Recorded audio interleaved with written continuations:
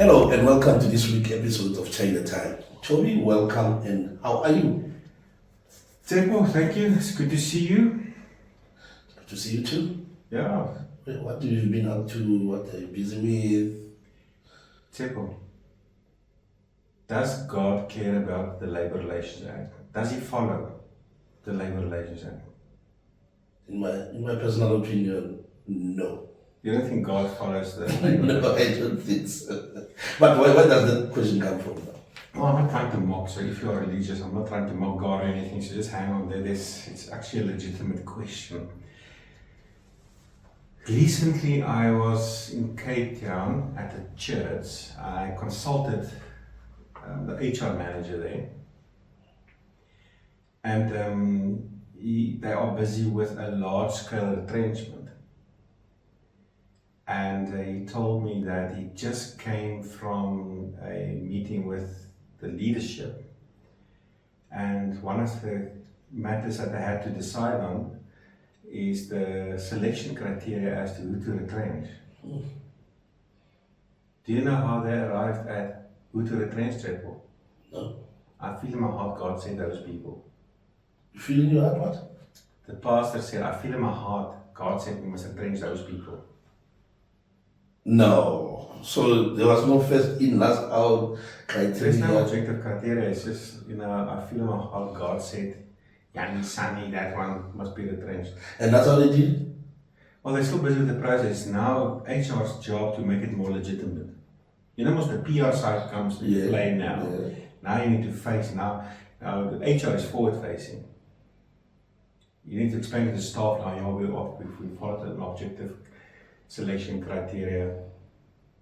I'm not mocking the chairs, this happens everywhere, except that maybe in businesses you don't find them saying normally that God told me, but a lot of us are actually religious. Yes. Whether you're from the Islamic faith or the Christian faith, Judaism, Hindu, whatever it may be, if you are religious, I suppose, especially in that fraternity like in a mosque or a church or whatever it may be, I suppose God plays a role. And I can also understand that when you're in that kind of establishment, the leadership normally adopts an autocratic kind of role or leadership style, in that it's my way and no other way. And I've been involved in Christian church planting before, and I can tell you something about the politics of church politics. It really is like that. The church leader is like the king, and everybody else does as he pleases. And God tells who must stay and who must go. But it's interesting. A few months ago, I helped another church where the senior pastor wanted to get rid of the pastor under him, and we entered into a mutual separation agreement. So I'm like, now, okay, this pastor now saying he feels in his heart that God says these people must be retrenched. What if his senior leadership wants to get rid of him? Then he will fight. What if his boss tells him, oh, God told me you must go? And then it's a fight there. I think everyone uses what they believe is going to make them feel better, or the approach that they use is under the selection of words.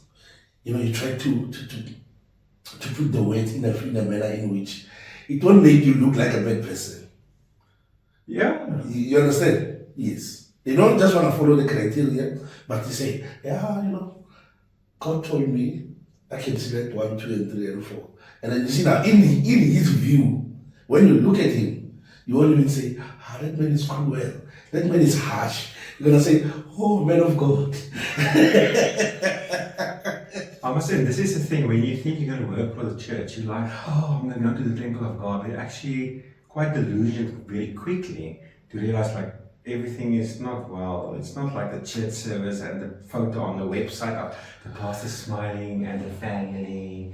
When you come there, it's like, I tell companies, it doesn't matter how much you focus on good corporate culture. IR brings out the dog in me, in all of us. When you go to the CCMA, the pastor shows teeth. So my question, and it's a legitimate question. Yeah. I'm really not trying to mock. It's a legitimate question because the thing is this: And this is the beauty of it.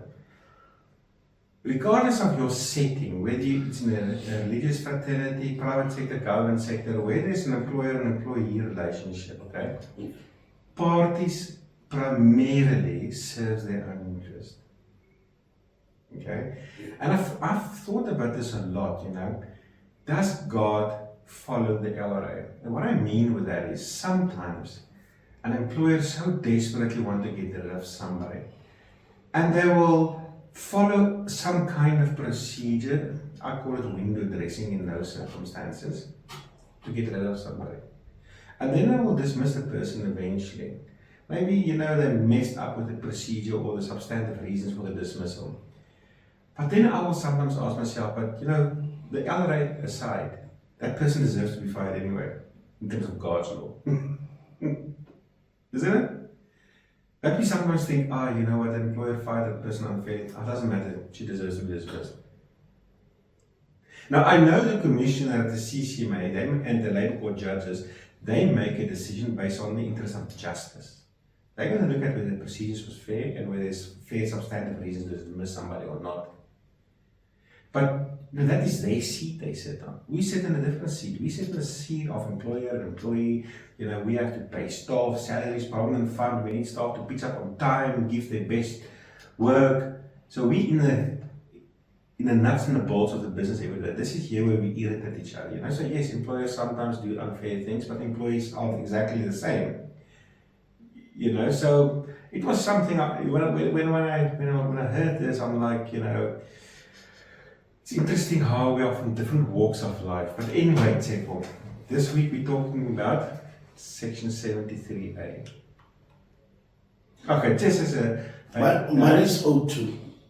Money is owed. Now, Section 73A, in terms of the basic conditions, it's basically a dispute that should an employer owes an employee any money in terms of a contract of employment or a law, then they can file a dispute to the CCMA, the CCMA, but only if the person earns below the earning threshold. The earning threshold currently is what, 21,197 rand a month. If you earn above that, you need to find a competent court. But now the thing is this, Tsepo, and we're going to get into your story now because you actually dealt with this case. Well, we both did. I at first and then you thereafter. The onus on dismissal disputes to prove that the dismissal was procedurally and substantively fair rests with the employer. But the onus to prove that the employer owes you money rests with the applicant, the employee. So Tsepo, talk to us. Last week, I think it was a week or two ago, we had this case for one of our retail clients, this case. It's a new union that came on board in the middle of last year. Within the first month, they filed a Section 73A dispute for monies owing in terms of unauthorized deductions made for uniforms, and then also claiming that the company don't pay the staff for public holidays and Sundays. But the thing is this, in the 711 forms, they don't specify anything, so we don't know the periods they're talking about. Nothing at all. So at first I went to the case in Pretoria CCMA and I explained to the commission, you know what, they've never submitted the grievance, they've never given calculations, we don't even know what period they're talking about. So the commissioner compelled them to withdraw the case, who's then said, but listen, you only come to the CCMA when there's actually a dispute. There's no dispute if you haven't actually spoken to each other. And then we arranged the meeting. In that meeting, union sort of starting to take over, and they said they're not interested because of this door or this can of worms they opened, the company realized that they've made payroll errors and overpaid the staff for the entire 2024. Roughly about, on average, 8,000 rand overpayment per employee. Now they don't want to hear anything about that, so there was no further discussions. I know you facilitated the consultation process, they were not interested in that. Yeah, they stood up and walked. They just stood up and walked out, and they filed a dispute again. You and I went to the CCMA again in terms of conciliation, but then the commission said she will come to the site because you can't close the business to have all the staff marching into the CCMA. What happened in that arbitration when you finally went to the site? So take us through what happened there. Okay, first of all, there was no arbitration. Okay. But it normally it's set down as a con arm, Yes. and these disputes normally get settled in the conciliation part of it. So they brought papers. I don't know what those papers were, because they couldn't even share bundles with us, you know. So I explained to the commissioner that, because first of all, the 711 doesn't explain from which month to which month, and then what is owed and how much is owed and who is owed. But the company did their due diligence by preparing from March 2024 until November But 2024. how did they know they must do for the whole month, year of 2024, basically? They said they just guessed. guessed. But this is the thing, on the 711 form, when you file a Section 73 dispute, the employer is supposed to say, this is where the company owes money, this date, this time, it's for normal hours or public holidays or Sundays. There's nothing like that. So the company just did it for the whole year. Yes. Okay. So now I had to take one bundle, give all the parties, and then go through one employee and explain how does the pay structure work, and then the Excel sheet, how it's broken, what was paid on a Sunday, what was paid, and I said this is this versus your pay slip, and then I showed one of the shop stewards actually. I took out one of the shop I took hair bundle, yes, and I explained to her, this is how your money got to what is written on the pay slip. Okay. Sunday time, public holiday, and blah blah blah blah. So everything was included? Was included. Okay. Broken down nicely. So the company didn't owe them money? Actually, some of them were overpaid. They were overpaid, yes. So now the commissioner said, you know what? Now we're gonna do this exercise whereby you, because you are an applicant, do your breakdown. You see, the employer did his breakdown and everything, and showed you how he got to the salary. You do your breakdown and identify whatever that you break down versus what your company say they paid you. State what is that you are owed. Let's take months with public holidays, because they were also complaining about public holidays. So we took April, where there is Freedom Day, and we also took June, where there's June 16, which is a public holiday. So we took those. I left them. I went to sit in the office somewhere for an hour, and then they couldn't do anything. They couldn't illustrate. The commissioner sat with them there in my absence, trying to explain to them whatever they spoke about. I got called back, and then the commissioner explained to them that because you can't give us anything, you're going to have to go back again. I'm not forcing you, but withdraw this case now. You see that meeting that you stood up and walk out?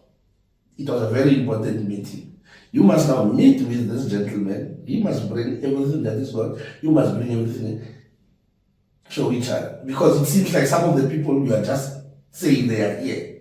If it's Susan and Martha and Jablani, identify those three people, identify what months and how much are they owed, and put it there, and then versus what the employer is saying, and then show the discrepancies there.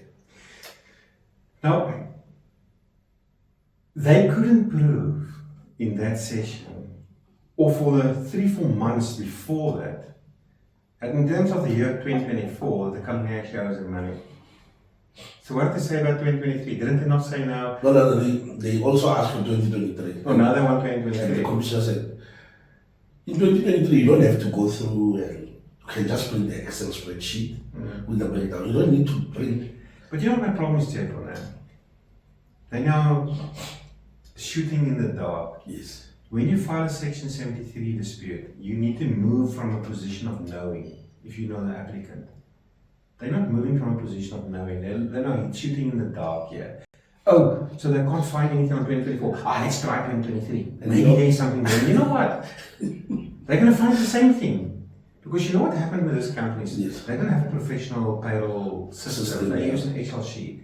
So the person who calculated, they made mistakes. But they've been making these mistakes for years. So they've been overpaying staff between 5,000 and 8,000 rand per year. You see, so they're going to find the same thing. And this is the thing, this message is for employers to know, but it's more specifically for unions. Now, let me know, Chaile. If you're a union shop steward or an official or so, I get it. I understand that you need to play politics. I need to understand that you need to show strength in order to get members in a workplace. I get that. you are like a business, and every business needs its marketing strategies. Otherwise, none of us will exist. Okay, so I'm not. Even though I sometimes are very frustrated with unions, I'm personally not against trade unions. I think they play an extremely important role in society. But I want to give you some advice too, you know. In this case now, it's a new union coming into the workplace. They've got a majority of the staff joining the union. And immediately they want to play this power card, this politics card. We're going to show the employer why. Obviously, because they want to get more members and convince the rest of the staff to join. I get that. But you know what, man? Humans have two brains. You've got the brain of the emotions and the brains of the head. And our human instincts is on the emotional level. And 99% of the time, I'm just guessing the figures, but most of the time, humans operate on the emotional level, how we feel. That's why when you're married, man, you don't ask your wife how she's doing, you ask how she's feeling. So now I'm giving tips to the husbands out there too. This for your boss. Don't ask the boss how he's doing, how's it going, ask him how's he feeling. Man. When I was at that church, man, the HR manager, when you ask, I explained how difficult it is sometimes, you know, pastor will say we need to find somebody, and then you as HR, you know, you can't do it, whatever, because you need to follow the process first, the procedure first. I'm a bit sidetracked here now. And the pastors don't always understand that there's a process, there's a procedure to follow. So then I told him, but listen, it's the way you talk to your leader.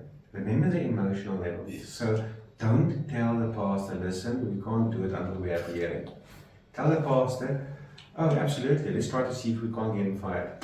We do have a bit of a process, you know, if the police accuse you of robbing a bank, there must at least be a court case. You know, you don't just go to prison straight away. So let's see if we can fire the person, let's go for a hearing first. I'm telling you, the pastor will be happy with your answer. Because you're telling him what he wants to hear. But also you're giving him the law. You're kind of like smuggling that information into his brain. It's the way you talk to people. But anyway, so this is now for the union too. So I get it that you need to show strength and get union members. But you must mix your political agenda with logic.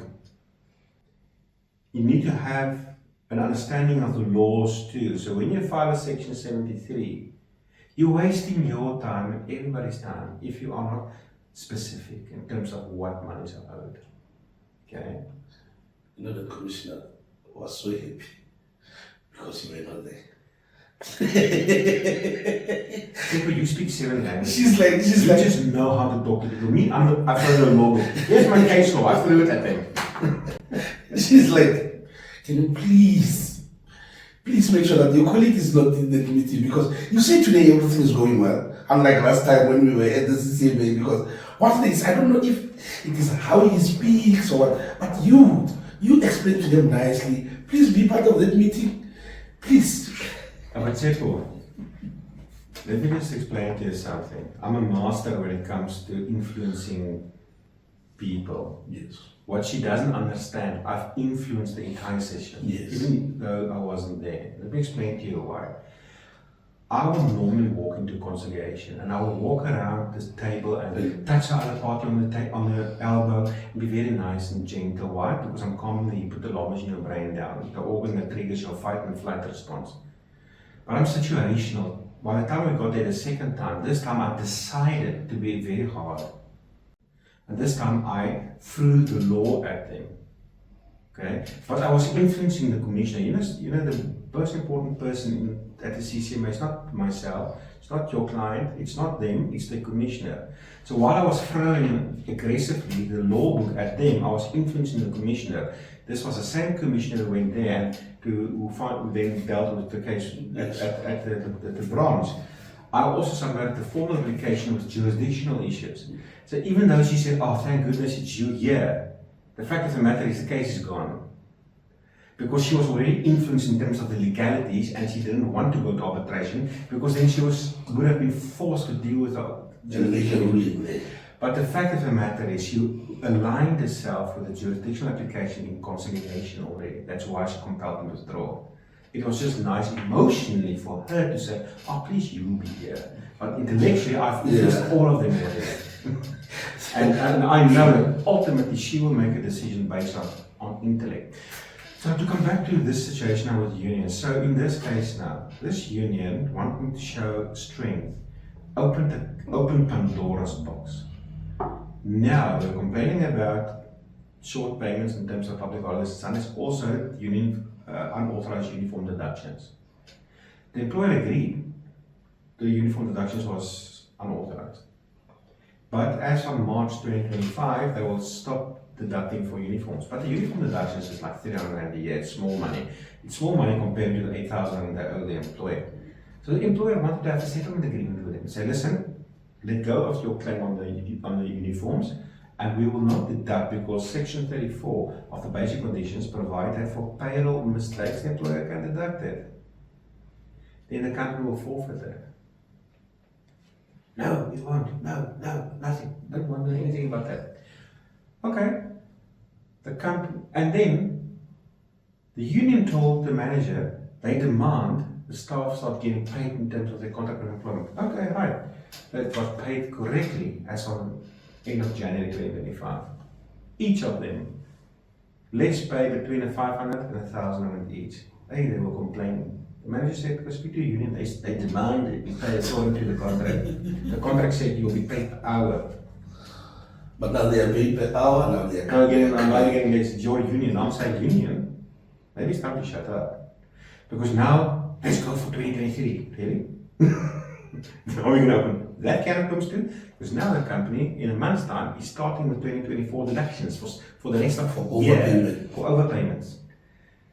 And the company's fine not to do it, but then you sign a settlement agreement, the dispute is gone. The commissioner already said she does not have the jurisdiction to deal with the uniform deductions. Yeah. Because against Section 34, unauthorized deductions must go to the Labour Court. In terms of Section 77 of the basic conditions, must go to the Labour Court, not the CCMS. So she can't touch the discussion about uniforms. We only now discuss the money issue in terms of currently the company owes you money. And you know what? If the companies are deducting a whole year's of overpayment, the CCMS don't have jurisdiction either. You see? But here I'm saying, you're penny wise and pound foolish. The unions keep on talking, they keep on opening these doors, and the staff are just getting, they're just embraced, they're just getting deeper and deeper and deeper into these issues. And then they follow into the trap. Like they really follow into the trap. So I really saw it when I'm like, your calculations versus the employer's calculation give me the discrepancy. You see how simple is that? This is my calculations. But the problem, Chepo, is they're not moving from a position of knowing. Yes. They're moving from a position of emotion. Yes. With the marketing agenda of we need to show strength to get more. We're now the new union on the block, you see. And I get that. But yes, you need to have some kind of academic ability too. You need to be able to understand case law. Yeah. You need to understand the laws, because you're looking like a fool now. Like, you look like a stupid now, you see, and the staff are now ending up paying things because you didn't advise them properly. I mean, here's this case, which was part of the jurisdiction application. Sergeant Burkett Temba Dumasani Madondo versus the Safety and Security Sectoral Bargaining Council. If there's an agreement in terms of a procedure, like maybe you dismiss and you will first follow in terms of this case an appeal before you go to file a dismissal dispute. The courts, which is supported by the Constitutional Court, that you need to follow that agreement. It does not deny your right to file an unfair dismissal dispute, but it does put a procedural bar on it. And this, in our case now, both in the recognition agreement with the union and in employment contracts, they agree that if there's any dispute, the employees and or the union will first submit the grievance to this before they go to the CCMA. To this very day, not once that they actually submit the grievance. But yet they run off to the CCMA. So if that commissioner has to arbitrate that dispute, she doesn't have the powers to do so. And the first commissioner told them there's no dispute until you spoke to your employer. They don't want to do it. It's a show of strength. We're going to show the employers. It's that thing. And you know what? I understand, I get it, do it, but really, you need to have some kind of word on your team too, that will tell you, listen, You need to be wise how you attack men, because the commissioner doesn't care about your showing of strength and doesn't care about the smiles of the employer either. They're going to go according to the book. So I suppose it's not this head you stupid, it's your other head you must use. Yeah, but even currently, I'm busy with arbitration for a different entity. You can see, I'm not a fortune teller. I cannot read people's minds, but sometimes you can read their room when you are in it, especially. Mm-hmm. You can see those poor ladies. They've been dismissed over a year ago. They're just being dragged to come and do this thing. Even when we decided for the next date to continue for continuation, they were like, "Are we really coming back here?" Even when the union rep is leading now, cross-questioning, the commissioner at some point stopped him and said, "But this is not about you. This is about the two people." When you say, "I have experience in this sector and this," the commissioner is like, "Whoa, it's not about you.